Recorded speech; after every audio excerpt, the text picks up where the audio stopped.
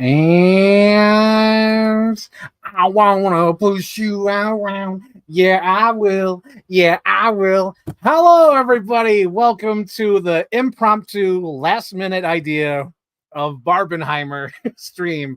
So, to explain what happened, so me and Sierra were supposed to do an episode today, and what do you call it? She forgot she had a prior engagement that she had to go to, and she was like, "I forgot to put in my calendar. I have to go to that.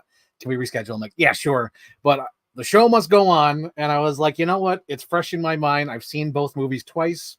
I've seen Oppenheimer twice. I've seen Barbie twice now. I just got back from the theater with my friend Whitney.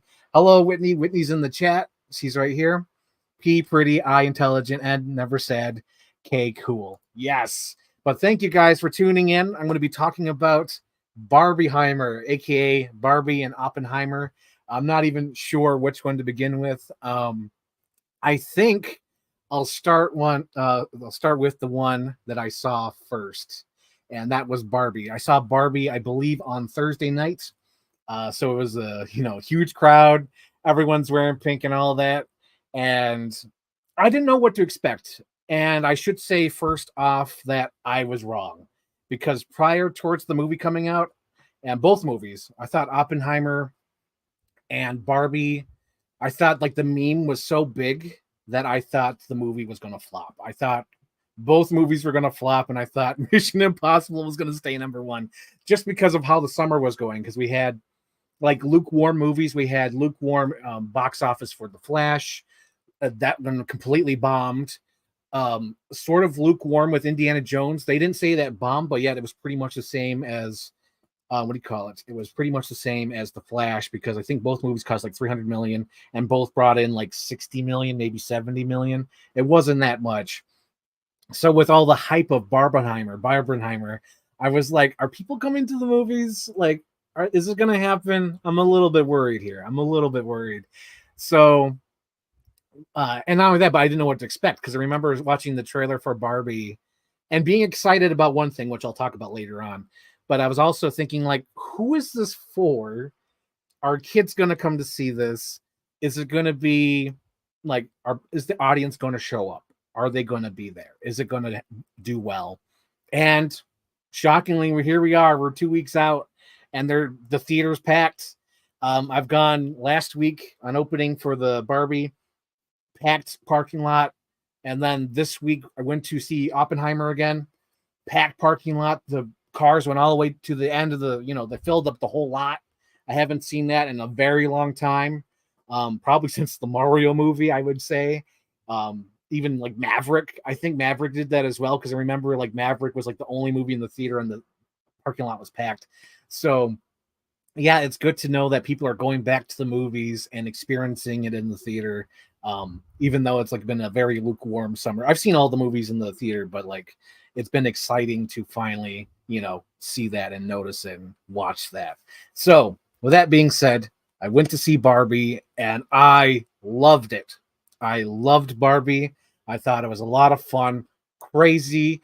What I like that Warner Brothers does, they usually do this, is where they find a person with a vision, a director, a writer, creator, and they just let them go wild, and they let them do what they want to do. They did this with Tim Burton with Batman 89 and Batman Returns, where they just gave the keys to the car and said, just bring it back, not scratched up. That's what they did with Tim Burton. That's what they did with Zack Snyder, until they're like, give us the keys back. You wrecked the car, man. I'll give you a call when I need a ride to the grocery store.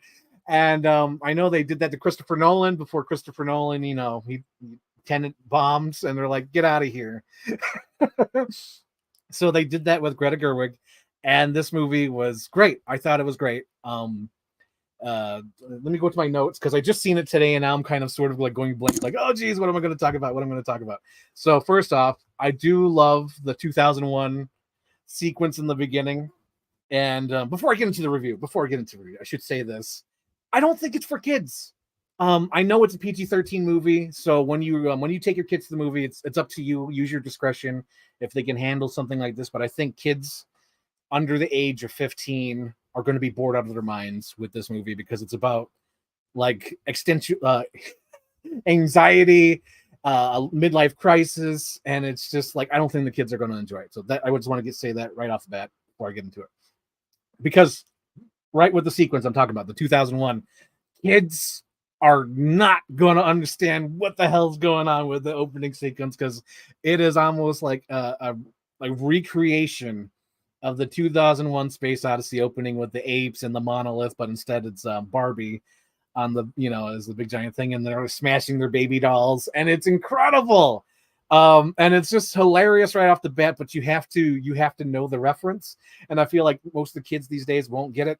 But to be fair, it sort of reminds me of like the early 2000s 90s movies of like the Beverly Hillbillies and like Beethoven and things like that, because specifically what I'm thinking about is Rocky and Bullwinkle, when Rocky and Bullwinkle go into the real world, and there's like fearless leader, because he's Robert De Niro, is making like Taxi Driver references. So he's like, "Are you talking to me?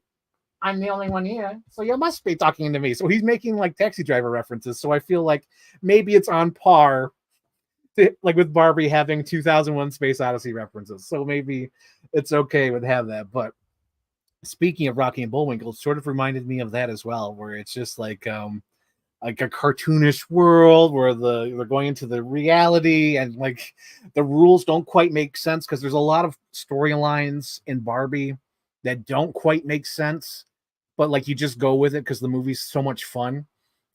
Specifically, because I'm just going to be jumping all over the place.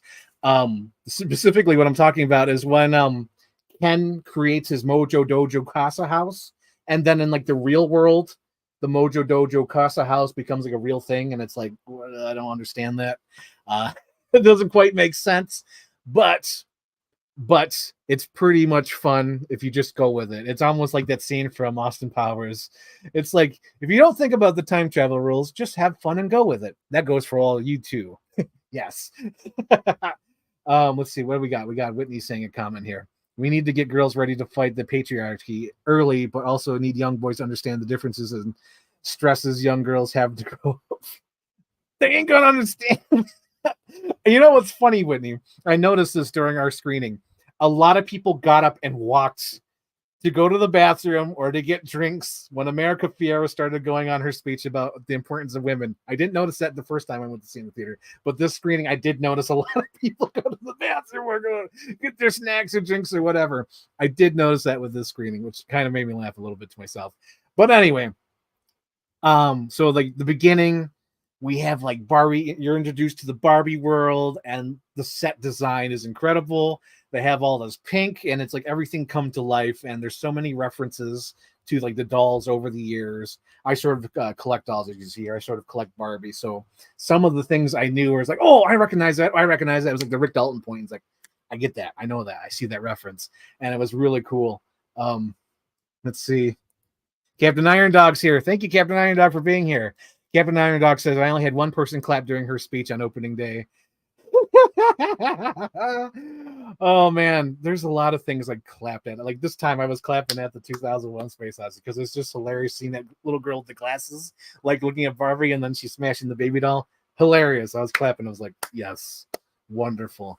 The costumes, the set designs, all the like everything, like everything is like a reference, and there's like outfits I recognize because I'm always on the hunt for like, different dolls sometimes, and I'm like, I recognize that outfit, I know that outfit, and it was great. It's like more specifically, like I recognize like the lifeguard outfit, I recognize the Barbie and her fire gear, some of the space outfits, the flight attendant Barbie.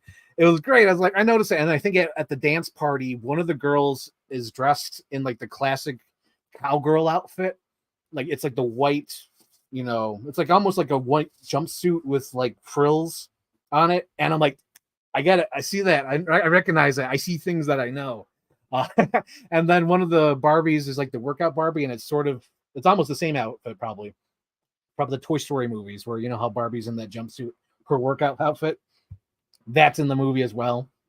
That's great. And I love all the references to like all the discontinued Barbies, like Alan or Midge. That always cracked me up with Midge. One of the best moments in the movie is when Will Ferrell goes to the Barbie land. He's like the CEO who works at Mattel, and he looks at this. Oh, Midge, I thought we discontinued you. What are you doing here? was like a jump scare to him. It was like, "Ew, don't look at me. Don't look at me, Midge." It was so great. And then I just like the whole storyline about how like Barbie sort of starts feeling these feelings. And this is what I want to get to. So I got real emotional during Barbie, and it's not why you think it is, or maybe it is, but like I really got caught up in the story because it was something I always wanted to see on the big screen. Um, 13 years ago, I think at this point, maybe 10 years ago, I forget how long I made the video. But if you guys remember, because I'm also streaming on Chief Brody Rules, so hello, Chief Brody Rules fans. I made this fan trailer called Real Life, and in the trailer, Tom Cruise is like a movie, like he's a movie character. So Tom Cruise is a movie character, and he has these memories. He has these visions where he sees himself as a pilot. He sees himself as a samurai. He sees all these things that he recognizes, and he's like, "Is this a past life? What is this?" And he's like, "They know." Like, and then he gets like this weird phone call, like they see you, they're listening, they're watching, and he's like looking around, like, "Who's watching me?" And then he's trying to figure it out, and he goes to see Steve Buscemi, which I find hilarious because it sort of like matches with the ugly Barbie, because like everyone thinks Steve Buscemi's ugly. So in my trailer, having Steve Buscemi give the same bit of dialogue to Tom Cruise about like, "Listen, you're not real. You're a movie character," and it's great. So then, like in my trailer, we have Tom Cruise walks off the screen, and then the studio starts freaking out. The studio is like, "Oh my God, we can't have a movie character from one of your motion pictures just walking around, you know, living a real life or whatever. We got to find him." And then I think I wrote it in the description box, or at least had it in my head, and I think I might have mentioned it in the live stream at that time. I think I did like a Q&A, and someone asked like, "Well, what's the real life? What's the details for real life?"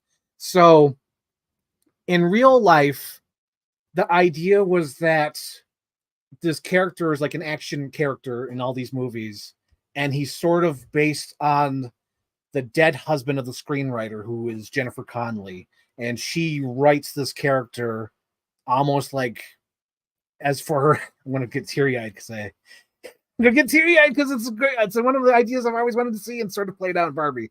So she's a screenwriter who's writing to keep her husband alive, and she basically writes how he would be, you know.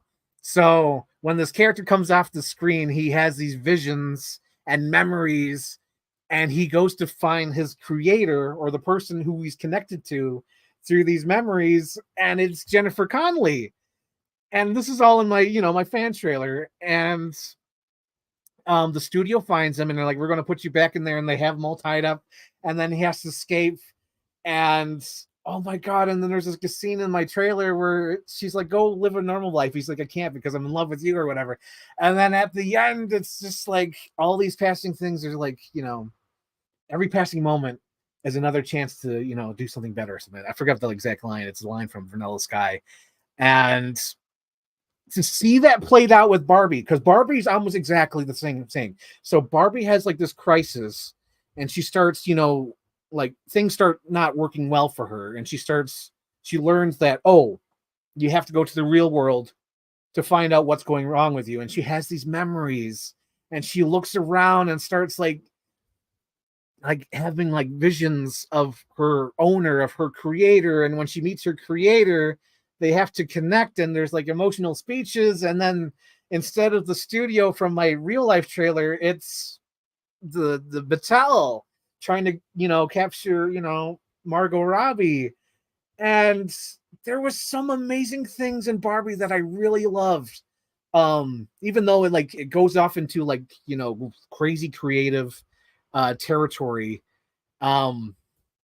Because there's a scene where Barbie's running through the Mattel, and she runs into this room. And I remember sitting in the theater like, "Oh my God, this is going places where I didn't think it was going to," where Barbie talks to Ruth at the kitchen table. And I'm like, this is amazing. This is a creator doing whatever she wants with her Barbie movie, because it's not typical. So she's talking to Ruth, and it's like a great scene where she doesn't know how to drink tea. And Ruth is like, "You know what? You look different. You're exactly who you should be." And I'm like, "Oh my God, this is great. Oh my God." And then there's like a shot where Barbie and her owner see each other, and they know that they're connected.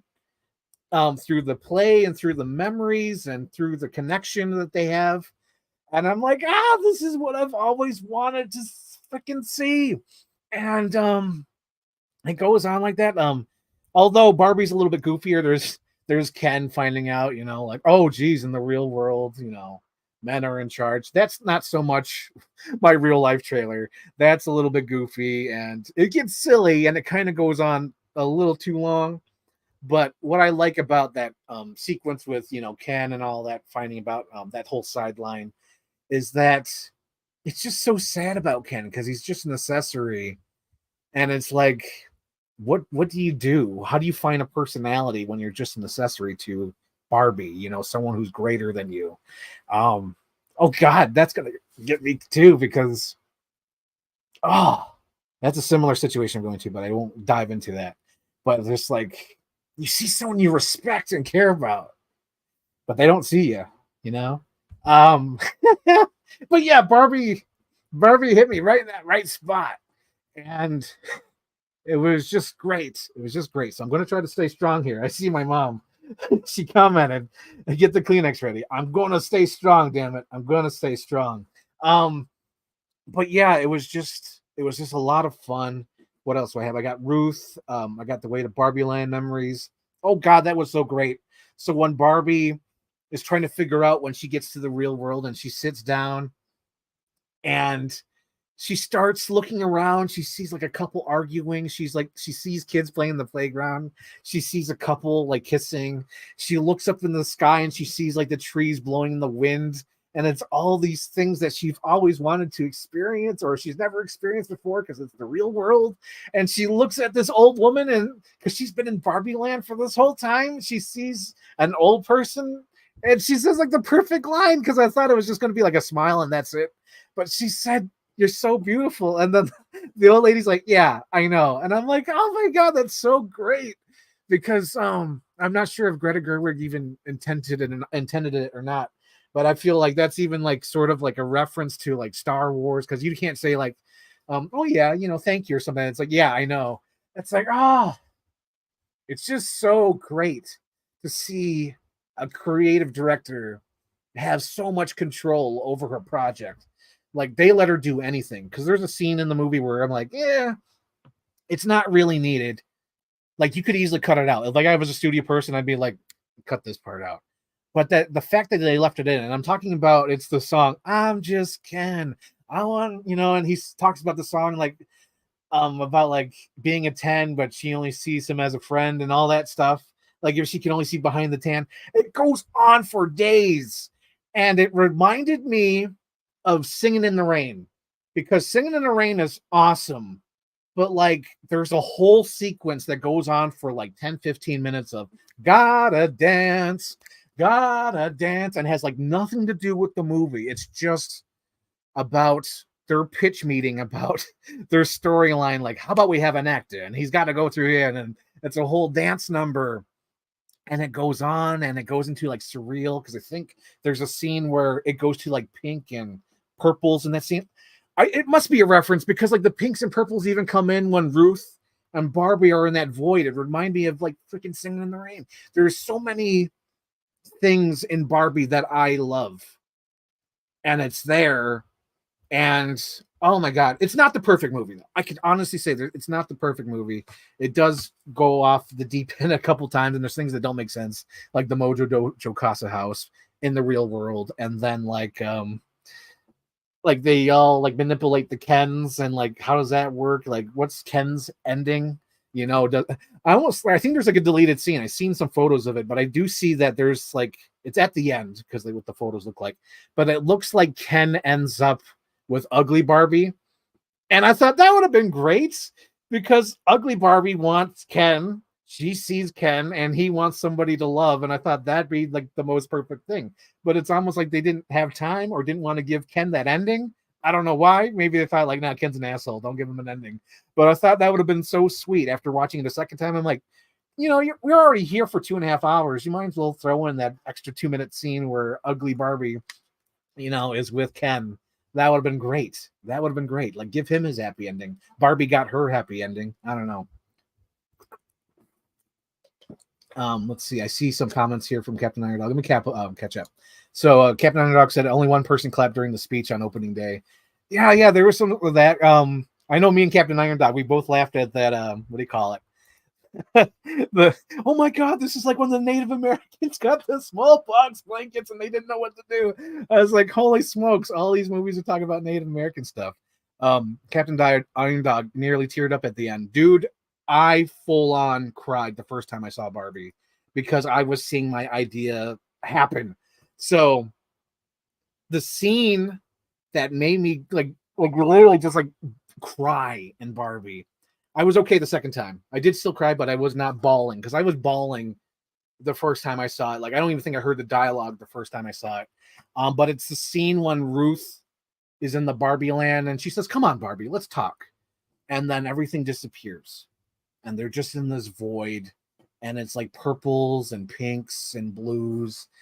But it's just like this void. And they're just talking about how Barbie wants to be real. And the line of dialogue, I think that broke me. And it almost broke me the second time, but I stayed strong. But the line was where Barbie's like, "I don't want to be an idea anymore. I want to be real." And I was like, damn it. That's what I've always wanted to see in a movie. Holy Christ. He was like, "I don't want to be an idea anymore. I want to be who I want to be." And I was like, damn it, that's so good. Oh my god.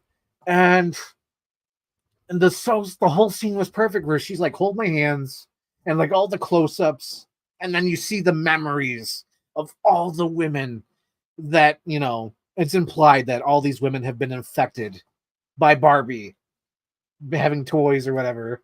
And that's what it's implied anyway. Or at least that's how I saw it. And I was just thinking, like, oh my god, that's what I've always wanted to see. Because like in my vision, it would have been like, because like my character would have been Tom Cruise wanting to be a real person instead of a movie character from a franchise. So his vision would be like home videos of like Tom Cruise, like when he was young, and then just like living a real life with like a family and all that. It would have been that kind of stuff. And just seeing that actually happen in a movie, it just shook me. It was just incredible. I loved that scene. And I like, I get the criticisms for this movie because it is all over the place. It does get stupid at sometimes, but like all the things that I love about it are like they're like increased. They're like top level. It's like I don't even remember the bad shit. It's like I'm remembering Ruth and Barbie holding hands. I'm remembering the close-up of Barbie's necklace. I'm remembering Margot Robbie's eyes. I'm remembering Margot Robbie cry on cue and like the camera's in front of her and she's like, "That felt good to cry." It was like that shit stands out, and that is what makes that movie stand out. And it's so great. And it's so funny because it's like it's for both audiences. It's both for men and women. And it was funny because I was like, before me and Whitney walked into this, I'm like, it's our generation's Fight Club. I was just throwing that as a joke. But then this is a line of dialogue I completely forgot from the first time I saw Barbie. But like literally Barbie says, "You're not your possessions. You are not your outfit. You are not your clothes. You are you." And I was like, holy shit, that's some Tyler Durden shit. Because Tyler Durden says the same shit. He's like, "You're not your bank account. You're not your clothes." And I was like, holy shit, this movie. Oh my god. I love Barbie. I love Barbie. And just like Ken being happy. And I'm Ken. Oh, it's so great. It is so great. Let's see. Jacob Dreamwork says, "I was emotionally invested with Barbie." Absolutely. We have a comment, and she ignored the studio's request to move that scene with the old lady too. I'm glad. Like that's like one of the best scenes. Like to me, like my favorite scenes are like the old lady on the bench, Ruth in the void, where they're just talking about that. The 2001 sequence. And of course, Margot Robbie's feet, like the whole movie. That should be like this should be like starring Margot Robbie's feet, and Ryan Gosling. They're like second tier in this movie. It's amazing. I love that. And it's great because I think the only negatives I have about it is the movie ends on the joke, and I didn't like it because you had me movie. You had me bawling in tears on the floor as a puddle. and then you end with that joke. Like, I get it, but this is like, it kind of like, it left a sour taste in my mouth. I love Michael Cera in the movie. When I saw it with Whitney today, me and Whitney cracked up like every time Michael Cera was on screen. It just cracked me up. And then there was like a moment I missed out the first time, but like there's a scene where he does some tomfoolery where he's trying to hop over this picket fence, but he doesn't want to. So he puts a chair there to hop over the fence and he still can't do it. And the van is about to pull away. So he runs around the picket fence and gets in the van. That's hysterical. And the joke that I didn't even, the first time I was dying laughing, but the second time I couldn't even look at the screen. I was already laughing before it happened. But when Michael Cera is so upset about the Kens being so stupid that they're building the wall like as a straight tower instead of an actual wall, it's just hysterical. I love that. And then he's just kicking everybody's ass. You want some more of Alan? Oh my God, that is so funny. But yeah, there's some stupid shit in the movie. There's some stupid shit. It's, Simu, the ending line, the Mojo Dojo Casa House. Yeah, there's things that don't work about it. But like, it doesn't matter because I like everything else so much more. So much more. Like, everything else works for me. I also want to mention something because it made me laugh the second time because I missed it the first time. But it made me laugh when the Barbie was being eaten by the dinosaur, because me and my friend Ray, we literally just did a watch along with Jurassic Park. And Ray was talking about how her dinosaurs, like, she would play with her dinosaurs, and whenever the Barbies weren't paying attention to Jurassic Park, the dinosaur would eat the Barbie, and she would do that. So in this movie, there is a scene where the dinosaur is eating the Barbie, and I'm like, that's perfect. That is pristine perfect because it's based off of real shit. I love that. That's great. Let's see. Best part of Barbie is when Barbie kept the toys they were being thrown away. Oh yeah, that's right. That was a sad scene because I was like, I did connect to that too, because the daughter wants to give away all her toys, but the mom wants to keep the Barbie. Oh God. Yeah. But yeah, there's and I liked all the fucking Will Ferrell stupid shit. Because I love me some dumb Will Ferrell. I know people don't like it. I love the dumb Will Ferrell shit. When he says, yes, tell me your secret. Yes, child, tell me your secrets. Or something shit like that. I was like, yes, that is Will Ferrell. Oh my God. Because I love when he does stupid shit. And it's got to be like fine-tuned stupid shit. Because like he can go full stupid and it's not funny. But when it's fine-tuned, this was fine-tuned stupid shit. This was like him on the phone, on rollerblades. This was him running to Barbie and screaming. This was him trying to jump over a desk. I don't give a flying squirrel. What you think? Oh my God. That wasn't his line, but that was a line in the movie I just thought of because they're in the cubicles. Oh my God. It was so good. So good. I love Barbie. There's so many things to talk about Barbie. I love Barbie. Captain Iron Dog has a comment. He had his Scott Pilgrim fight scene too. Yep. It was weird seeing him old because there was a scene today where it's like a wide shot. And it was weird seeing him like, older, like taller. He seemed taller than he did years ago. And I was like, oh, that's weird. But overall, I enjoyed Barbie. I really did. I was going to pull up my fan trailer so people get some context, because there's some people on I Want My TV Now or maybe on Facebook who haven't seen it. Although I'll have to mute it after a while because the song that kicks in. No, I won't. I'll show it. I'll just mute the trailer. Okay. Give me a second, Postcat. So we'll make it full screen. I'm going to mute it and then hit play.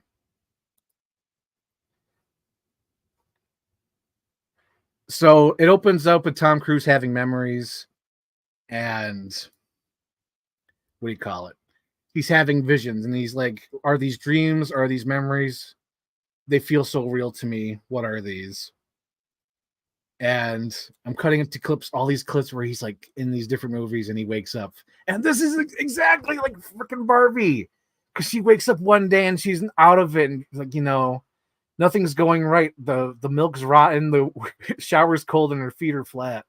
And just to see this happen in a real movie where he says, I have something to tell you, and it's crazy. And there's Steve Buscemi saying, yeah, I know. What you think is real never happened. Oh my God, it's so perfect. And then you're not real. Ah! One of your creations just walked off the screen. Yep. One of your characters out there, who knows what will happen. And it's just like Mattel with Barbie on the Loose. And I was trying to pay attention. I don't know if it happened, but in my trailer, I wanted to have the movie world have like widescreen. So when it's coming up here, where it starts at widescreen and opens to letterbox, like sort of wish that happened in Barbie. Oh my God, there's so many things in Barbie. I was like, damn it, it's like my trailer. Yep, I never met a human character before. How new and exciting this must be. Or just like Barbie realizes like she's a doll and she's affected so many people.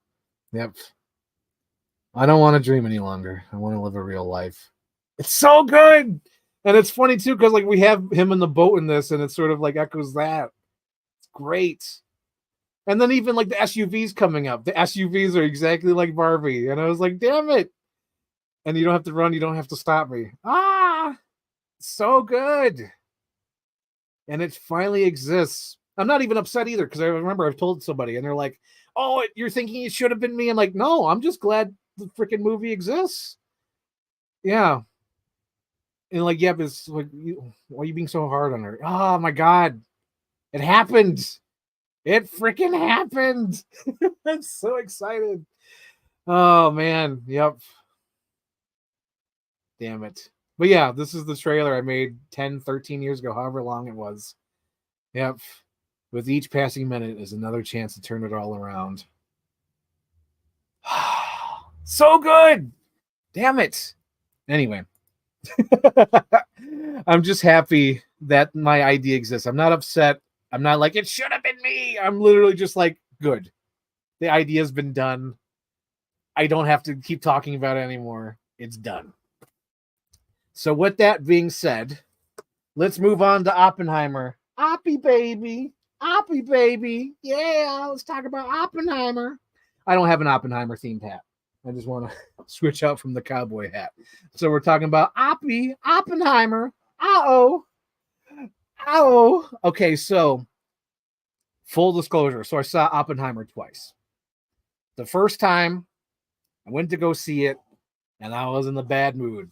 I got some bad news, and I was like, that's on my mind. The bad news was on my mind, and I didn't know how to deal with it. So I'm just sitting there with like bad news in my head, and I'm in line, and I order a drink, and I order my pizza because I didn't eat all day. I wanted to eat, so I'm starving. It's been a long day. I got some bad news. I order my pizza. I carry it from the sides because I assume the pizza is hot. I go down to the theater. I put my pizza to the side because that's what I always do, because the pizza is always hot. I put it to the side to cool off. So I sit there. The Universal logo starts. I pick up the pizza. It's not warm. I open up the box, and there it is. An uncooked pizza. They didn't put it in there long enough. They probably put 30 seconds instead of 3 minutes or however long. And I closed the box, and I thought, why? Why today? Why of all things? Why? Why me? And I look at the screen, and the movie's playing, and I see Cillian Murphy, and I look at my box, and I'm like, I gotta go get my pizza. I gotta go to get a refund. I gotta get this shit fixed. So I get up, and my sister and mom are there, and I don't tell them what's going on, because if I tell them, it's 20 questions. What's going on? What happened? Why didn't you look at your pizza? Why didn't you carry the box this way? How did you not figure it out? I'd have to answer 20 questions. I just went, took care of the shit, came back to the movie. When I came back to the movie, it was the scene when he's throwing the glass in the corner, and I never fully got on board, because not only did I have a bad day, bad news, bad pizza, the fucking sound mix was bad. And the music was overpowering. And when I sat down with my pizza, my sister's trying to talk to me what I missed. I can't fucking hear because the music's too loud. And throughout the whole fucking movie, the music was too loud. And it gave me a headache because there's the whole movie's like close-ups. And like, since I'm not really, because like I missed the 5 minutes, I'm not into the movie. I noticed that they're cutting at the end of every end of line. So like if I finish saying something, it cut, it cut, it cut. And then there's a scene where it's Robert Oppenheimer. He asks Emily Blunt to go on a date or whatever. Hey, I'm going to the desert. Come with me. And she says, all right, I'll go with you. And they're riding in the desert and they're talking. And it's a back and forth, back and forth. And that fucking editing made me so sick. It made me so sick. Because it just it kept cutting back and forth, back and forth, back and forth. And I'm like, just have a 2-shot. Why is this cutting back and forth? They're so close to each other. Why don't they just do a 2-shot? It was just a bad experience. And after the movie, I said I didn't like it, but I knew in my heart that it was just a bad day. It was a bad experience. And I even wrote it. I think I wrote in my review because I said all my thoughts and someone said, well, what about it? Because I think there was 2 comments. They were from my friends on Twitter. There was one, oh, I forgot her name, but yeah, she's on Twitter. And she was asking me, oh, I liked the movie. And she was telling me why she liked the movie. And I had to be clear. I was just like, I can't even give an honest opinion on the movie. It was a bad experience. I can't even give an honest review. It's like, I have no opinion on the movie because it was bad. And then my friend's brother, Zachary, I follow him on Twitter and we're friends on Twitter. And he was like, no, you didn't like it. I was like, I'm going to be honest. I can't give an honest opinion. I can't give an honest opinion on the movie because I had such a shitty day. The whole thing was ruined. And luckily, to my luck, my sister loved it. My mom loved it. She didn't even want to see Oppenheimer, but she loved it. And both of them said they wanted to see it again. And I was like, I'm okay with that. I want to see it again. I want to give it another shot. So we went to see it again. And like I said in the beginning, the parking lot's filled. The cars are all the way to the back of the parking lot. So we're in line, and it's funny. We get our tickets, and we're like, and all the food lines are long. So we asked the person checking our tickets, like, what is it? Is it Barbie? Is it Oppenheimer? And he says, it's both. It's both Barbie and Oppenheimer. And we're like, yeah. So I go wait in line, and it's getting close to the showtime because the lines are so long. And my mom's like, I don't want you to miss it. Go in there. I'll get you your drink. So I tell her my order. And I didn't order a pizza this time. I ate beforehand. I wasn't feeling weak. And the bad news had subsided. And I went to see the movie, sat down, and I saw it from the beginning. I was on the bike, and I was pedaling with the movie. I wasn't pedaling against the movie like the first time I saw it. I was pedaling with the movie. Because there's a lot of shit that happens in that first 3 minutes, guys. Do not miss the first 3 to 5, 10 minutes worth of Oppenheimer. Because you see the ripples in the water. You see the apple. You see him freak out because he doesn't know how to understand things. And the way he has to understand things is because he has to listen to the music. He has to understand. And all those ripples come in later of the movie, and the music plays into that. And then the title on the screen of Fission and Fusion, and how the whole story is edited and cut, is all explained in that first 5-10 minutes. And if you miss that and you're not pedaling the bike as fast as that movie, you have to go with it. Because like, I was so against the grain, like Captain Underdog said, I'm saying, I'm going with what you're saying, going with the grain. I was going with the movie. I didn't notice the cuts at the end of each line, although I still noticed that shitty editing. It should have still been a 2-shot, but everything else, like, I was on board for. Oh my God, because there's so much shit in that movie. There's so much dialogue that's repeated. There's so many visuals. There's so much to take in. There's so much foreshadowing. Like there's like on the like, oh my god. Okay, so there's a thing I noticed the first time, but then the second time I'm like, yep, it's there. I'm not imagining it. But like there's scenes like if you look in the background, like on the window when when Oppenheimer's like wearing the uniform and they're like, take off that stupid uniform, be who you want to be. And it's like his fucking Batman Begins sequence where he's like putting on his suit, he's putting on his button, and he puts on his little hat, and he walks out there and he's like a goddamn superhero. He's finally accepted becoming Robert J. Oppenheimer. That scene, like if you look on the windows, there's like little mushrooms for some reason, like mushroom designs on the windows. And then there's a scene when Robert Oppenheimer is making the martinis. And if you look at the curtains in the kitchen, the flowers look like mushroom clouds. And there's just like little details like that in the scenes. And like the repeated dialogue, like with the brother, if I'm happy, you're happy, that comes in at the end of the fucking movie. And then like in the beginning where he's talking to Strauss, and Strauss is like, yes, my father was a shoe salesman. And Robert Oppenheimer's like, yeah, a lowly shoe salesman. He says, no, just a shoe salesman. Then fucking later in the movie, fucking Strauss says, yes, my father was just a shoe salesman. Like he says the same phrase that Robert Oppenheimer said. And then that fucking scene at the table with the flower pot keeps getting moved and they have to look at the maps. And then Robert Oppenheimer's looking at it and you see all the ripples of the water. And it's like, oh my god, all that shit was introduced in the beginning of the fucking movie. And like, there's a scene where they're talking about a dude who like backstabs Robert Oppenheimer, and they show a split second of him because that's what I love. Whenever there's like, if you haven't seen the character for a long time, they show a split second so it reminds you like, oh, that's who they're talking about. And it's funny because the guy who betrays Oppenheimer is eating an apple, and that calls back to the fucking beginning of the movie that I completely missed. And it is so good. The movie is so good. And it's so funny to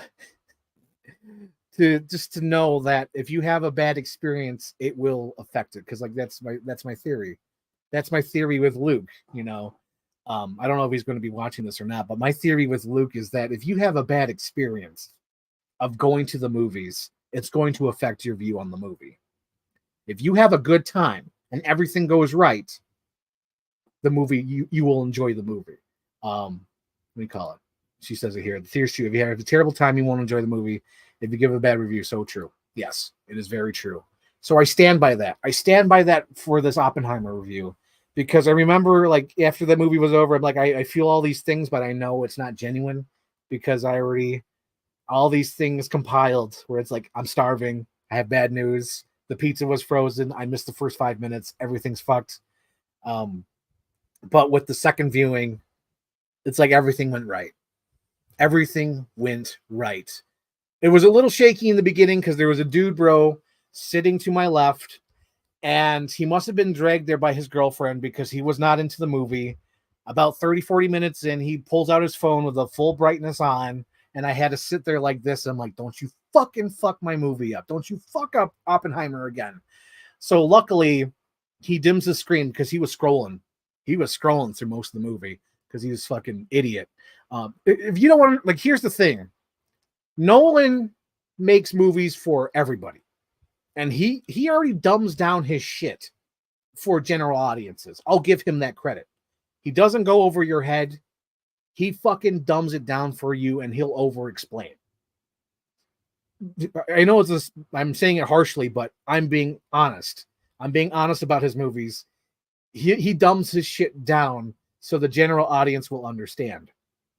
So when this dude bro was not into the movie, and it just, but then again, you know what's funny?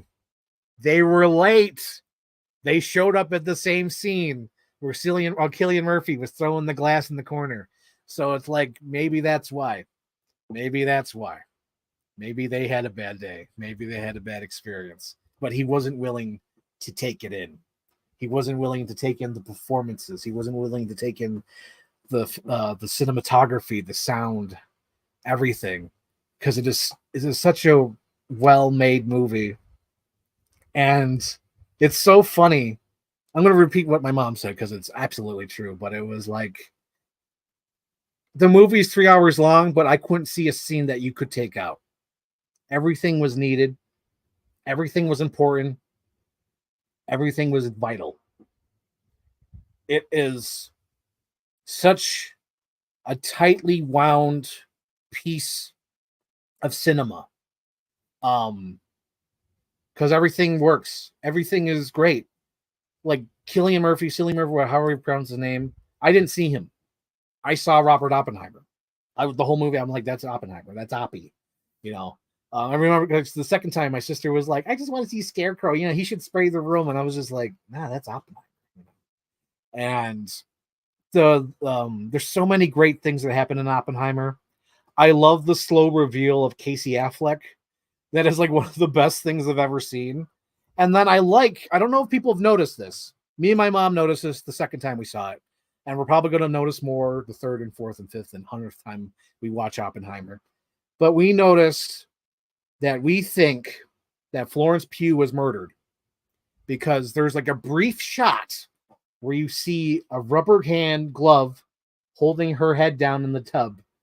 And the note's unsigned, and we're like, that's fucking Casey Affleck. Casey Affleck murdered Florence Pugh.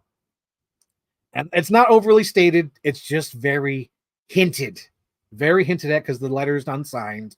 And you only see that one shot of the fucking hand holding her head down in the tub. And it's like that. It's like, oh, that's great. That's great. So there's that. I love all the actors in the movie. Because I think that's Christopher Nolan feeding you. Christopher Nolan knows that this is like a lot of material to go through. There's a lot of names. There's a lot of characters. So in order to help you out, he picked all these character actors that you know. He picked Freddie Mercury. He picked the guy from Sin City. I forgot his name. Josh Hartnett. He picked Josh Hartnett. He picked Jarvis. He picked the Murder on the Orient Express guy. He picked Jack Quaid from Red Letter Media. He picked all these people that you recognize to help you with this movie. It's like, oh, I know that guy. Oh, I know that guy. And it really helps you. It helps you pay attention. It helps you recognize things. And there's, it's a weird comparison to, but I think the reason why I'm comparing it to it, is because Robert Downey Jr. But this sort of gave me Natural Born Killer vibes.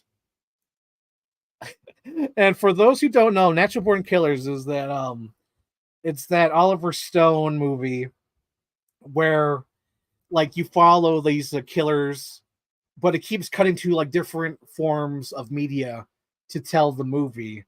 And it jumps from black and white to color throughout the whole movie. And I got those vibes with Oppenheimer for some reason. I got those vibes, and I think it's because of Robert Downey Jr. Because Robert Downey Jr. is in both movies, and it's both similar things because I remember Natural Born Killers, it's like black and white when Robert Downey Jr. is in the movie, and it jumps to color, and it jumps to that because it's different perspectives. Because I think when it goes to color in the Natural Born Killers, it's sort of how like it's their oversaturated world, and when it goes to black and white, it's sort of like the stark realism of the whole situation. And you know what's funny? I always claim Christopher Nolan is stealing from his superiors or people who he's inspired by. I think Oppenheimer is Christopher Nolan's Oliver Stone movie because it gave me Natural Born Killer vibes. It gave me JFK vibes. It was going on all cylinders. It gave me those vibes because we all know, Christopher Nolan loves Michael Mann, and he completely stole it for the movie The Dark Knight. So for this, I feel like he's lifting from Oliver Stone with this movie for sure. But he's doing it better.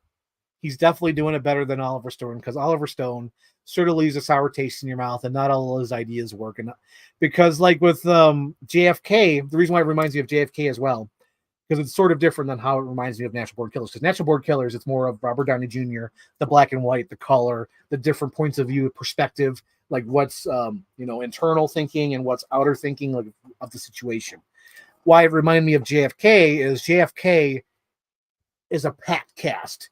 Every character in JFK is a big name. You got Kevin Costner, Kevin Bacon, Gary Oldman, Tommy Lee Jones, oh God, what's his name? The guy from Home Alone, Joe Pesci. You have all these big names. Donald Sutherland. They're all in that movie JFK. So with Oppenheimer, it's Christopher Nolan doing that with Oppenheimer, and it's so great because we got Benny Safdie in the movie. We got freaking Valerian himself is in the movie, and we got, because I don't want to leave anyone unnoticed. We got Freddie Mercury. We got oh man, who else is in the movie? Damn! Oh, we got Han Solo, Alden Ridge. He was so great in this movie. Fucking Cocaine Bear himself. He was in this movie. But yeah, the cast is so filled. I see a comment here. We have Einstein roaming around was a huge part.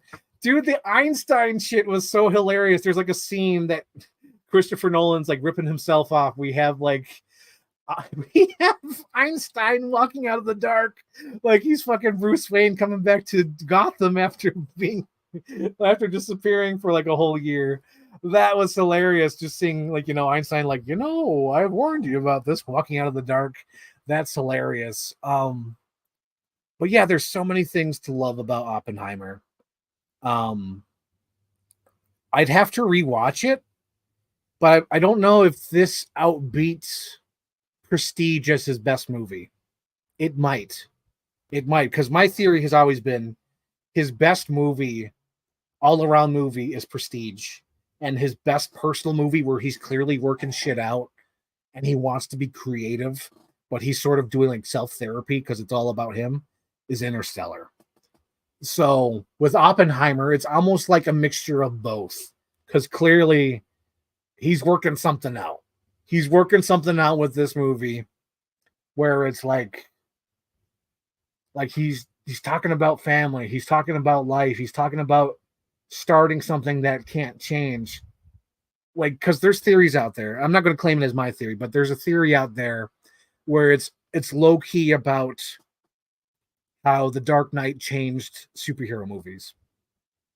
So, in 2008, superhero movies were pretty comical, lighthearted, like Daredevil, Fantastic Four, Blade, where it was like lighthearted, not too realistic. I won't throw Blade in there. Blade's a bad example. But Fantastic Four, Daredevil, X-Men Origins, shit like that, where it's like comical, like, haha, Spider-Man 3 sort of shit. And then The Dark Knight comes along and creates the superhero boom.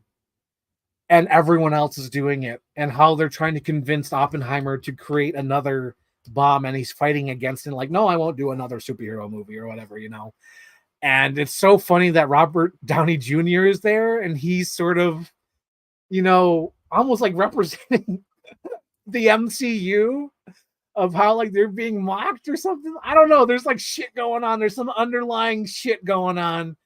And it's almost like maybe even filmmaking as well. Maybe it's just like where Christopher Nolan's talking about filmmaking, where he has to, come to a small town and they have to pick a crew. Like, we have to get a filmmaker. We have to get these actors. We have to work together. There's a person who doesn't want to work on the project because they disagree. So we're going to move people around. Okay, you work on this. You were in charge of this. And maybe it's about filmmaking, and where he has to leave his family. And then the wife has to support him because fucking Christopher Nolan's wife was the producer. And it's so funny. It's like, why aren't you fighting? Why aren't you fighting this? And they're going to make you a martyr or whatever. And they'll cheer you on or whatever. And it's, he's working something out. He's working something out with Oppenheimer. And I just want to let that guy cook because he's working something out. So that's why I want to say it's a good in-between of one of his best all-around movies and a movie that he's working shit out, because Oppenheimer is there's a deeper meaning to this shit that's going on. It's not only a story about Oppenheimer. Christopher Nolan is getting something out that he needed to get out through the story. He connected to the story for some reason, and he wants to go. He has to talk about it. He has to let loose about Oppenheimer. But yeah, I loved it. There's so many things to talk about Oppenheimer. I feel like I've only talked about the ideas and stuff, but like there's some great moments in that movie that are just outstanding. Every time Jack Quaid was on screen where he's like pointing at the screen, like, yes, that's good. That's good. Hang on. I got distracted. I completely missed that. Talk about give it back to, oh shit. So, you know what was funny?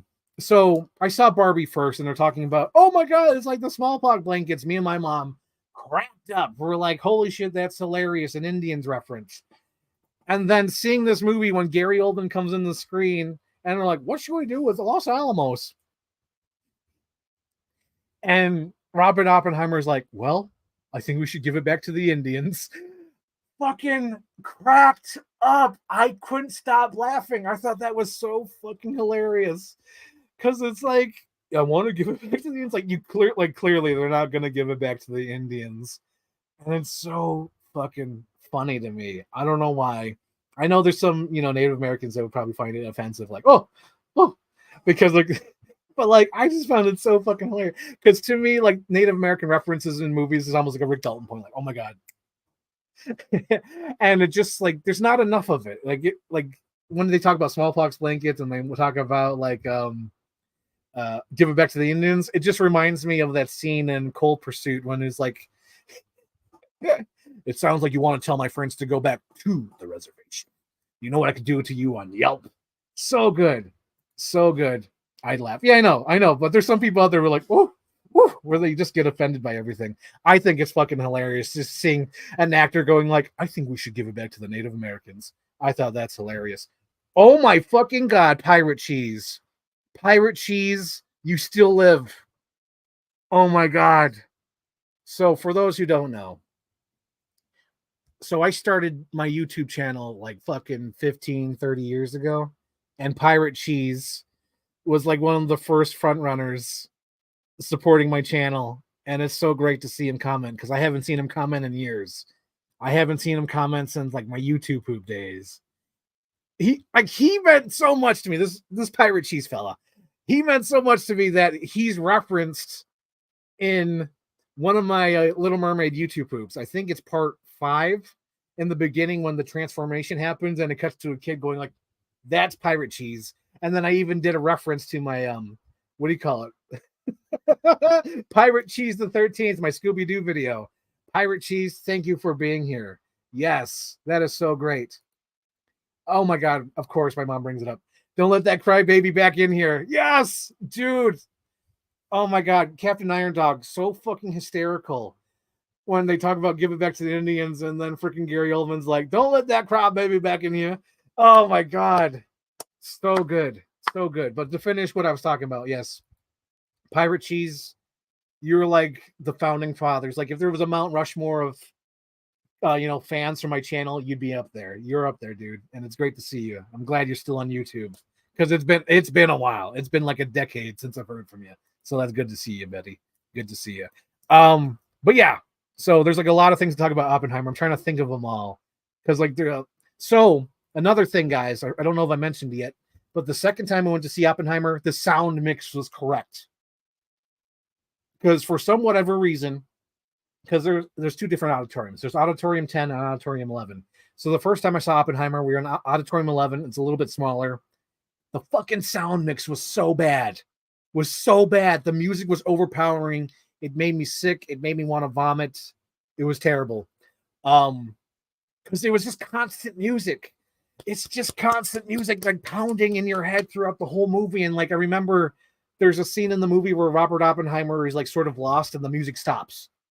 And I'm like, oh, thank Christ.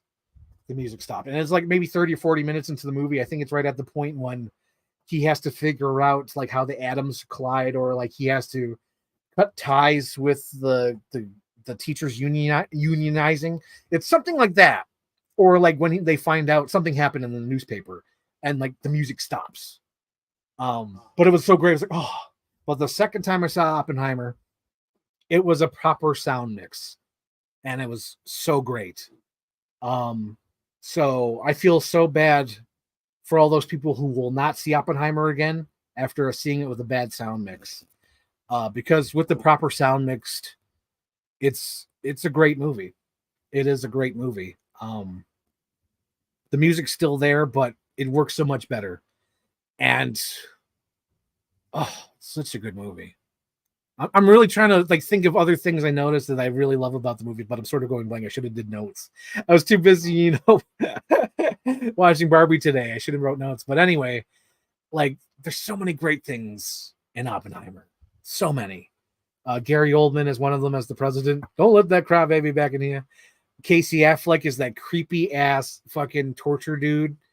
And it's so funny if you pay attention. So in that scene initially, you see the guy go like, he like reaches over, and I didn't notice the first time, but the second time I noticed like he's reaching over, and the reason why he's reaching over is because he's fucking hitting the record button, because later in the movie they're like, oh yeah, we already have the audio from that meeting, we have that, it's on record, we have the whole thing because we recorded it.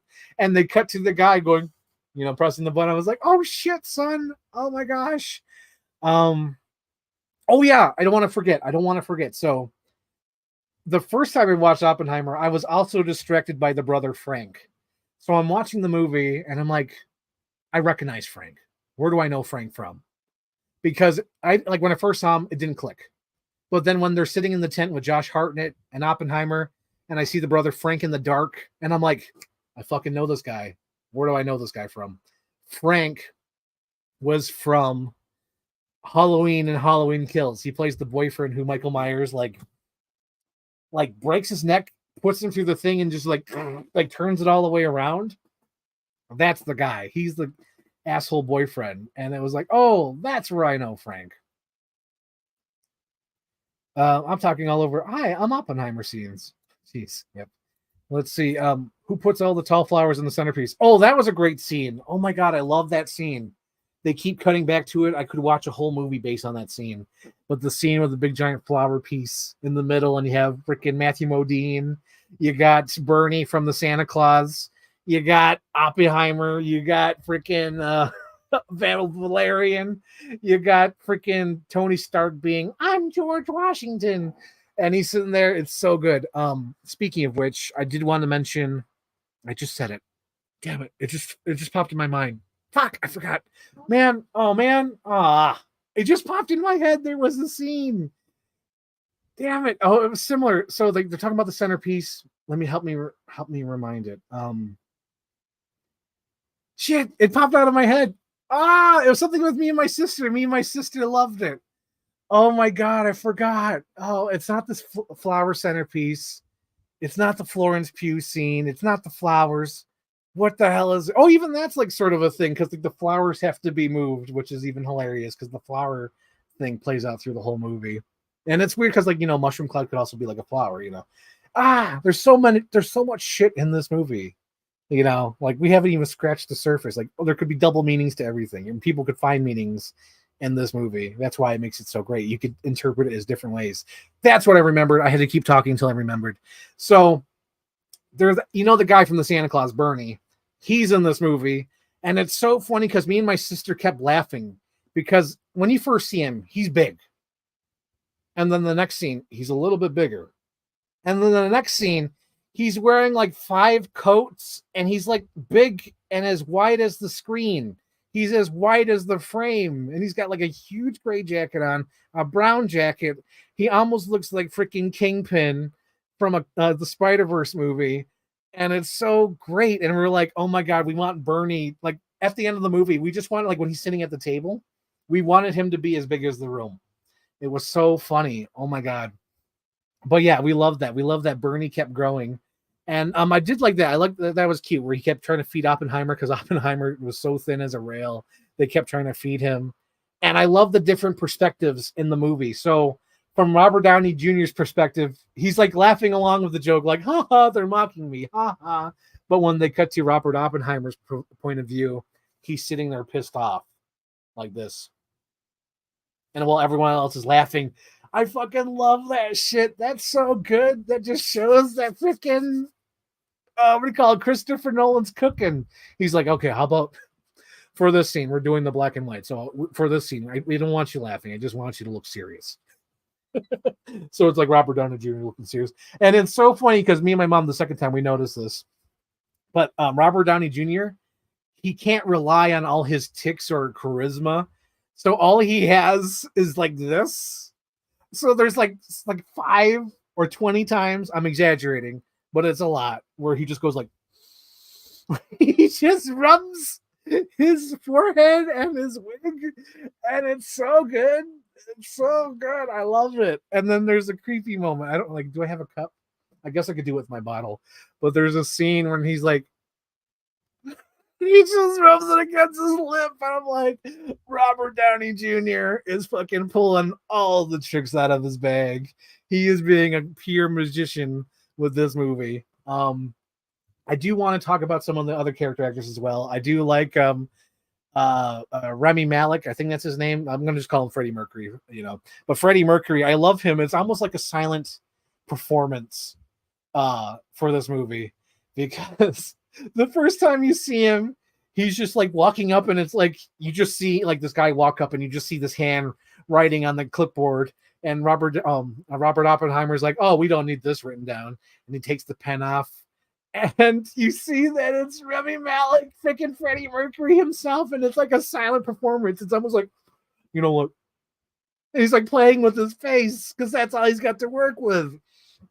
And then the second time it happens, like, me and my sister have a theory, because like the second time it happens where he wants Oppenheimer to sign like the clipboard or whatever, and Oppenheimer's like pushing it away, and me and my sister have a theory that's an outtake, where we think that Cillian Murphy accidentally knocked it out of his hands and he looks down, but he just continues with the scene, because it looks like an outtake. It looks like he wasn't meant to knock the clipboard out of the hand, because it is so good and they just roll with it. And like I can just see Christopher Nolan like, we're not doing a take 2. That works well enough. I'm happy with that. That was a happy accident. We're rolling, because this is costing a lot with our IMAX cameras. Let's keep going. It is so good. Oh my God, I love that performance. And then he comes in the third act and he saves the whole movie by finally talking, because the first time you see him, he's like a mime. He's talking, a silent performer. And he comes in and he just saves the day. He supports Robert Oppenheimer and just saves the movie. He's like the hero of the movie, this little silent character. So good. And then we have Benny Safdie. Benny Safdie was fantastic. He's like, is it rubbed in? And he's like, until they big another bomb, a bigger bomb. It's so good. So good. He is amazing. Love that shit. He's a great actor, and he's also a great director, because I love Uncut Gems. The fact that he can both act and be a director and writer, that's amazing. I love that dude. He's so cool. Another thing I want to talk about, Jack Quaid. So whenever Jack Quaid was on screen, me and my sister would like do the Rick Dalton point, like every time, like, oh, there he is. For those who don't know, Jack Quaid was the reason why I know him is because he was a special guest on Red Letter Media, and he was also in a Scream movie. Right there, he was in a Scream movie, and it was so good. It was good to see Richie, aka Jack Quaid from Red Letter Media, in a big motion picture. Top Hat Monkey Goes West. So good, so good. And then Emily Blunt, of course, she delivered. Florence Pugh, great, fantastic, loved her. Trying to think, I don't want to miss out on anybody. Fuck, because there's so many people in this movie. Gary Oldman, fantastic. Murder on the Orient Express guy, he comes in, delivers what he has to say. Oh, so good, so good. So I think that's all I have to say about Oppenheimer. It was so much better the second time, and I really can't tell where it ranks in the Christopher Nolan. I would have to say it ranks 2, because I still think Interstellar is his fucking running on all top cylinders of his creativity, him working something out, him, bringing his vision to a reality. That's Interstellar. And I think number 2 is Oppenheimer.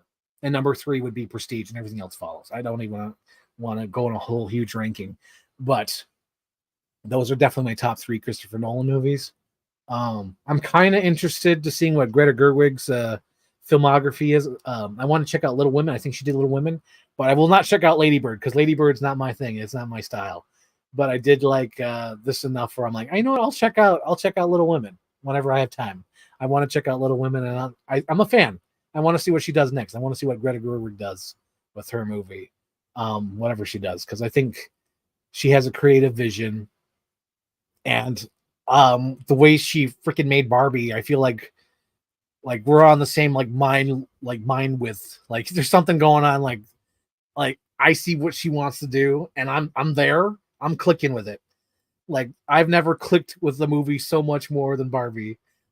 I was just like clicking with them, like, damn, this is great. But yeah, those are my opinions on everything. Let's see. We have a comment here from Pirate Cheese. Ever seen the Robert Downey Jr. Chaplin movie? Very similar in structure. I did not, but I also got similar structure to Citizen Kane, because the whole thing with the freaking Albert Einstein, because we all want to know what the hell Rosebud means in Citizen Kane, and at the end of the movie Citizen Kane, you find out it's a sled. So this whole movie, you would want to know what Albert Einstein said, and at the end, you find out that he fucking was like, dude, they're gonna shit on you, they're gonna chew you and spit you out, but at the end of the day, they're gonna get you some egg salad, give you a medal, and pat you on the back, but you gotta go through hell first. And then the fucking line of Oppenheimer was so great, like the ending line where he says, "You know what? I thought like we're going to destroy the world. I think we did."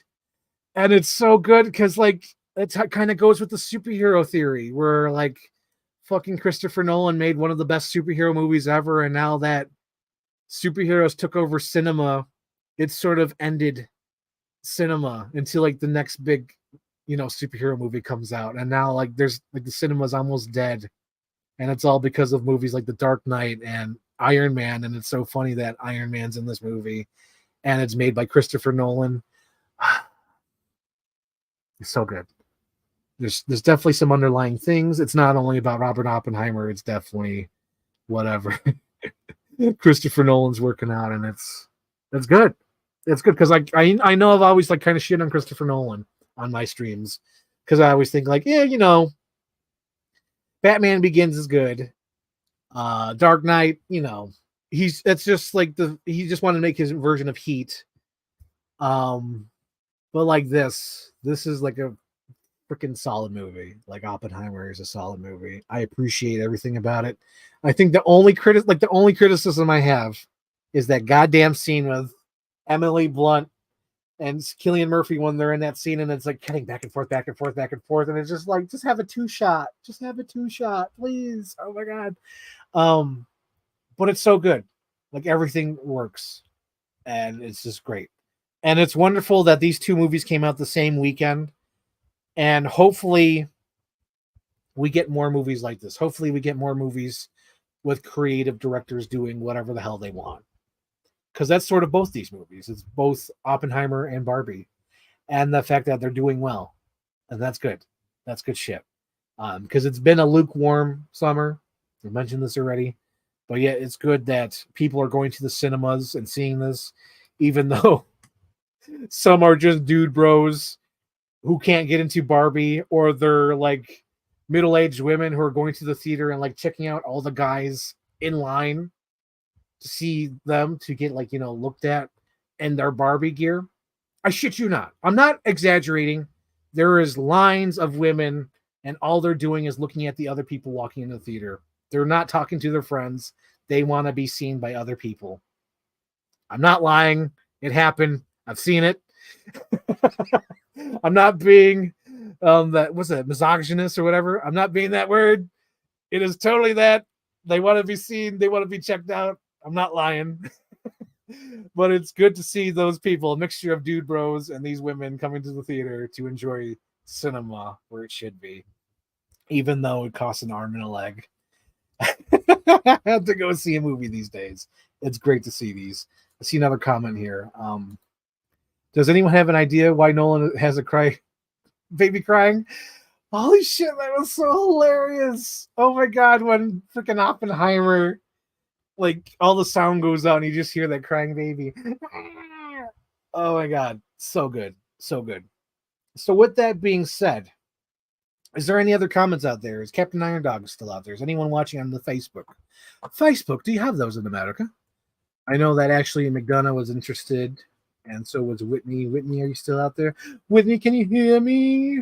And then we have Becca. Ooh, Becca, perhaps, perhaps. But yeah, so I'll give it a couple minutes. Hang on. Since I'm on Chief Brody rules, we'll just switch the ticker. We'll switch the ticker. We'll switch it to Ask Me Anything. And I'll give a couple minutes because, I talked about Barbie. I talked about Oppenheimer. Is there any other things that have come up during this discussion that anyone wants to talk about? How was the bomb scene? Oh, dude, I love that whole thing, how they're showing it. Again, they're spoon feeding it to the audience, showing the marbles and the balls and shit, and they're talking about how they're going to design the bomb and how much dynamite they need. Oh my God! How have I gone through this whole fucking stream without talking about Matt Damon? Oh my God, how have I not talked about Matt Damon? Matt Damon is fantastic. For once, I saw him as a character. He wasn't just Matt Damon. He was great. I love Matt Damon in this. He was so good. But the bomb, the making of the bomb, I thought that was cool. The first time I was not impressed with the bomb going off. I was like, yeah, sure, whatever. But the second time, I was on the bike. I was pedaling with the movie. I was going with the grain. And then when they're counting down, I'm like, oh shit, son, and just watching the explosion and the sound off, and then them in the car. So good. So good. What's going to stop the glass? Man. And then you got little Benny from the freaking Santa Claus there. And I just love the whole, because the movie never stops. That's what I love about the movie. So the movie's like a roller coaster, Oppenheimer. So you're like, you're riding around, you're doing some crazy loops, and then you're working your way up to the atom bomb, and the bomb goes off. And then you're on the flat rail, right? And everything sort of cools down. They made the bomb. Oppenheimer's starting to freak out, like, oh shit. We worked really hard on this, and it's great that we finished it, but it's going to have real consequences. And then the fucking movie goes, when it starts going around, like, boom, the bomb goes off. We go to see the president, and then he's going through the trial, and he's going, it like takes you through a whole thing. There was a scene in this movie. It sort of reminded me of it. I know it's not exactly, but it reminded me of it. Where, in Willy Wonka and the Chocolate Factory, where he's like, there's no place where we're going, so we always keep on rowing, and we don't know where we're going, and we're showing no signs of slowing. And it's like all that, and then they're like, and they're like, Wonka, stop the boat. And he's like, quite right, sir, stop the boat. And like, we're here. And I would compare that to the scene when Jason Patrick, another person who I have not mentioned yet, Jason Patrick, aka John Connor is yelling at Oppie. He's like, why didn't you do this? So you're against the bomb, but you were for the bomb, and then you made the bomb. And like the scene starts getting really white, and the sound starts picking up because it's basically about it, like a bomb about to go off. And then Oppenheimer yells, and then the sound goes off. It reminded me of that scene from Willy Wonka where it's like, quite right, sir, stop the boat. And then the lights go out, everything's go back to normal. It was so good. So good. Yes, I did talk about that. I talked about Benny Safdie with the lotion and all that. So someone builds another bomb. But yes, speaking of other actors and character actors, I almost forgot to talk about the guy, because there was another. Oh, it's that guy, the other guy. So there was 3 board members. The guy in the middle, I've seen him in like David Fincher movies. I think he was in The Social Network. I know him from Plane and some other goddamn movie, but I'm like, oh my God, it's that guy. He's there. He's the middle guy and the board member. And the older board member reminded me of somebody. But I think to give like the top 3 reactions of like cameos in this movie, where I literally, my heart stopped. I was like, oh my God, where I literally had to do that. We're like, oh my God.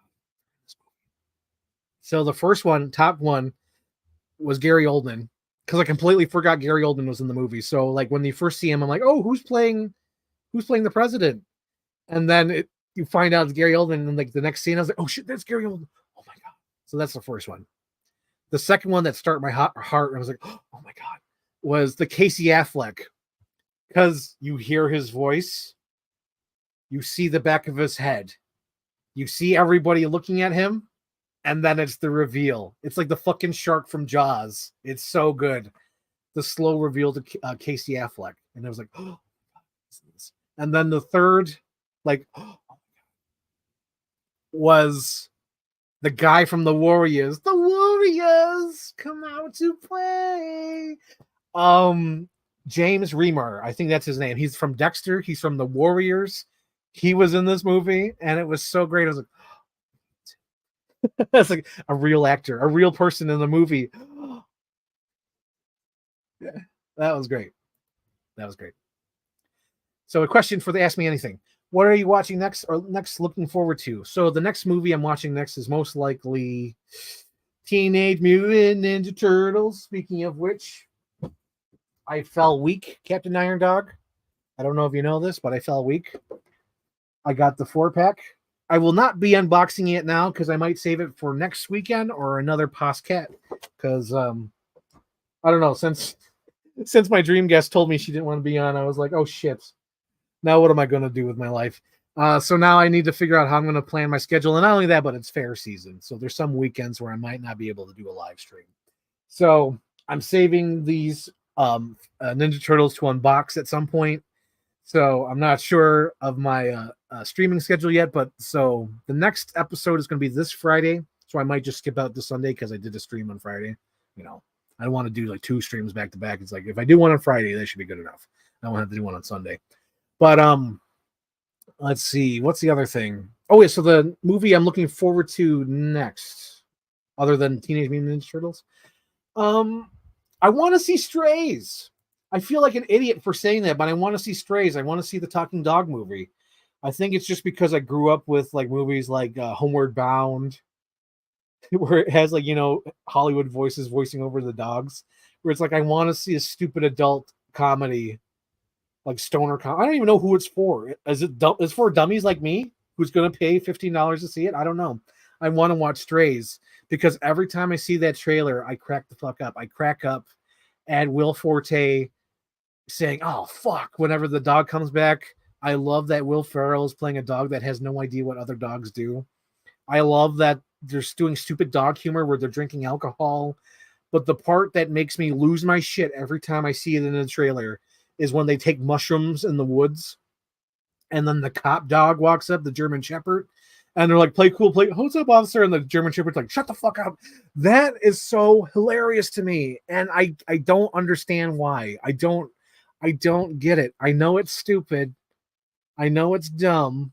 I know I shouldn't pay money to see it, but god damn it. Like that's clicking with me for some stupid reason. I want to see that dog movie with Will Forte, Jamie Foxx, and all the fucking voices. It just, oh my God. Speaking of stupid shit like that, I forgot to mention Barbie. So there's a great commercial in Barbie right in the middle of it where it stops the movie cold and does like this Adult Swim, like, you know, robot chicken parody where it's like, you want depressed Barbie, or, you know, she wears sweatpants all day and watches Pride and Prejudice on the BBC. That is so hilarious. I wanted to mention that before, you know, I forget. That was so great. Let's see. Captain Iron Dog, I completely forgot about Strays. Yeah, I don't blame you. I think everyone should forget about Strays, but I so want to see Strays. It looks so stupid. The Exorcist. I wasn't interested because like the first time the trailer played, I didn't give a shit. And my mom was like, oh, what's going on with this plot? Why is the devil taking over the girls? Why are these girls important? And I'm like, the only reason why this movie exists is because the IP. They want to make they own the rights to The Exorcist, and all these Exorcist movies are being made. Why not make a movie called The Exorcist and make money off the IP yourself? You know, that's how I see it. But the second time I went to see Oppenheimer and I watched the trailer of The Exorcist, there's one scene in the trailer where they have like the contacts in and the girls are like, they have their head on each other's shoulders and they're like, and they start like chanting, saying shit. I'm like, ew, I like possessed people. I like possessed people in movies. I don't know why, because it's just like, it's like pure evil personified in the movie. I love it. Because that's sort of why I love the Evil Dead series. In the Evil Dead series, it's always like people getting possessed and they're always like, you know, knowing your secrets. Because like there's a great scene in the original Evil Dead that I love where so these okay, so there's like a whole group of people So there's two people playing cards, and then the possessed girl. They don't know who's possessed yet. The possessed girl sitting at the window, so they're playing cards. Like, guess the card. So the friend's like, oh yeah, it is an ace. It is a clubs. And meanwhile, they're completely off. They're not right. They're just fucking with them. They're like, yes, you got that right. You got that right.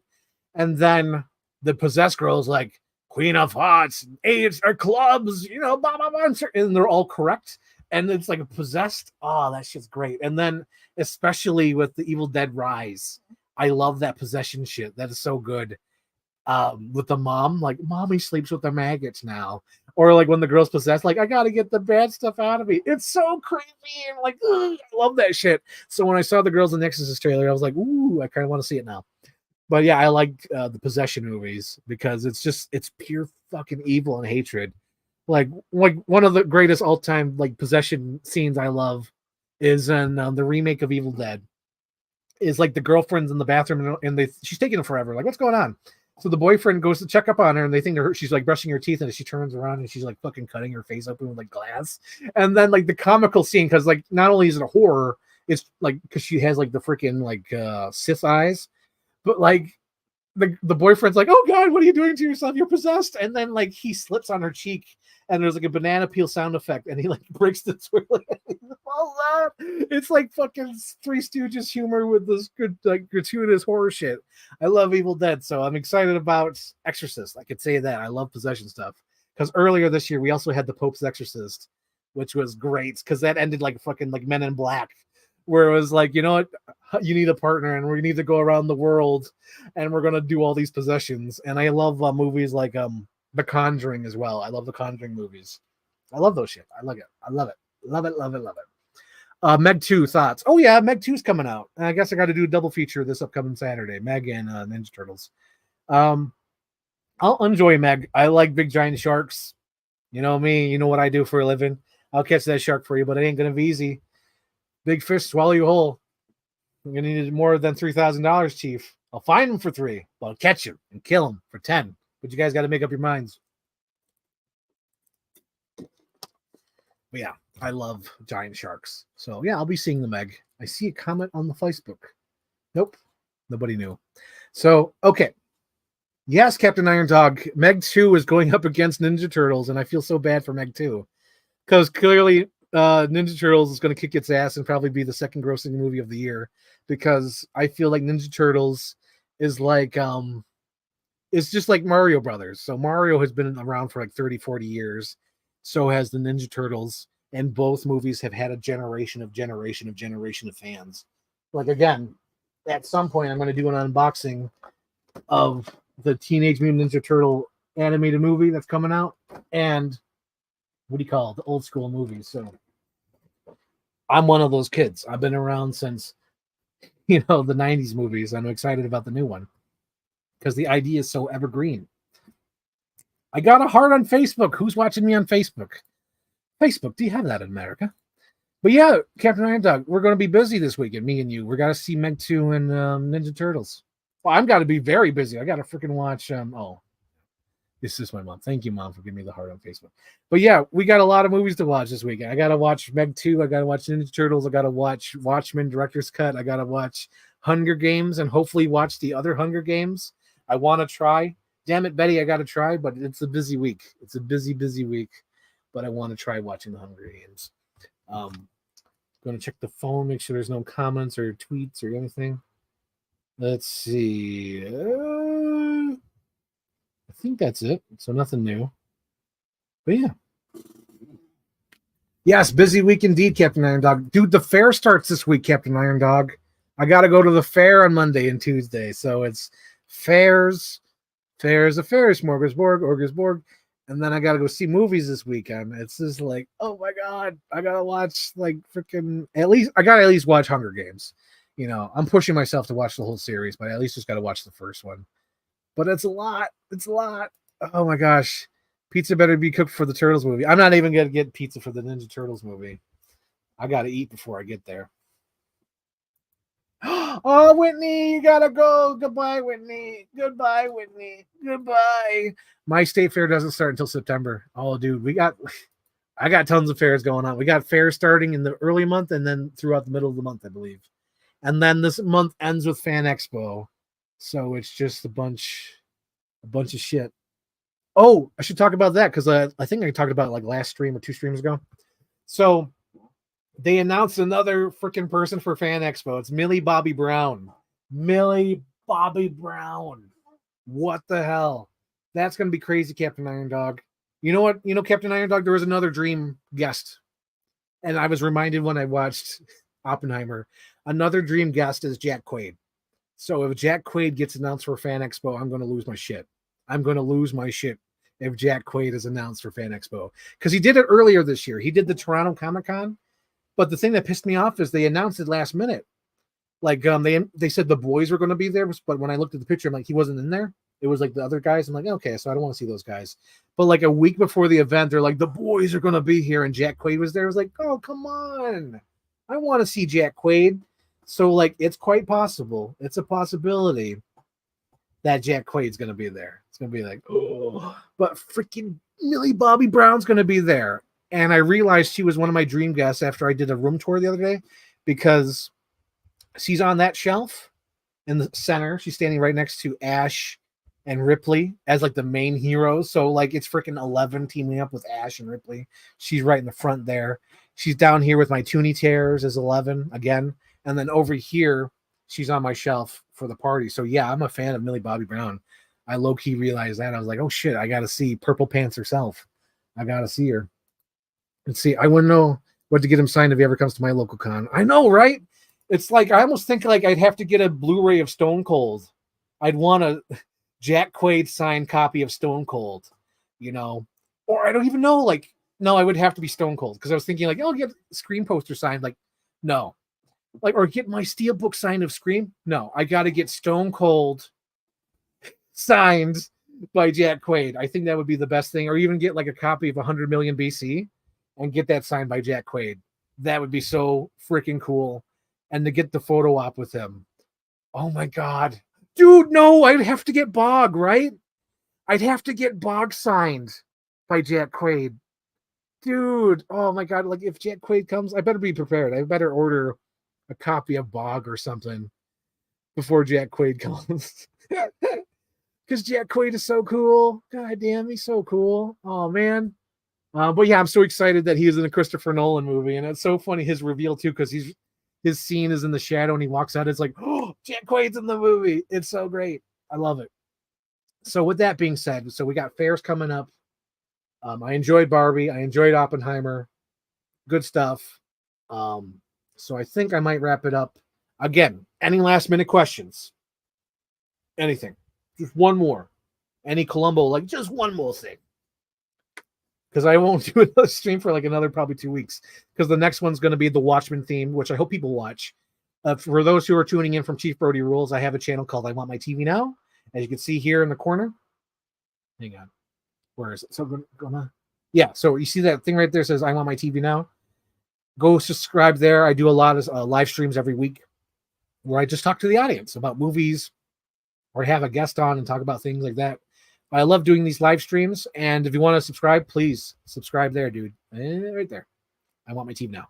I really appreciate it. Because for the Chief Brody streams like these, I usually only do it for like the big ones. So like Barbenheimer is a big one. The Batman discussion with Luke was a big one. The Flash discussion was a big one. So I wanted to do this for Chief Brody Rules. So for those who want to see more of these, check out I Want My TV Now. Boom. Check it out. Subscribe. And so there's no other questions. I'll wrap it up then. So thank you for tuning in, guys. Again, this Friday at 6 p.m. Eastern Standard Time, I will be live streaming with my friend Sarah. We will be talking about Watchmen and Hunger Games. I've never seen Hunger Games, so that's going to be kind of exciting to watch for the first time. So that's going to be cool. But yeah, so hopefully see you there. So please subscribe to my channel. I Want My TV Now. Really appreciate it if you guys go do that. But yeah, thank you guys for tuning in.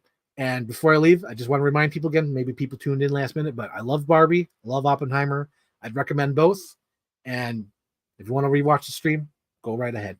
So thank you guys for tuning in. I really appreciate you guys. You're awesome. You really are. Yeah, you really are, guys. So thank you for tuning in. And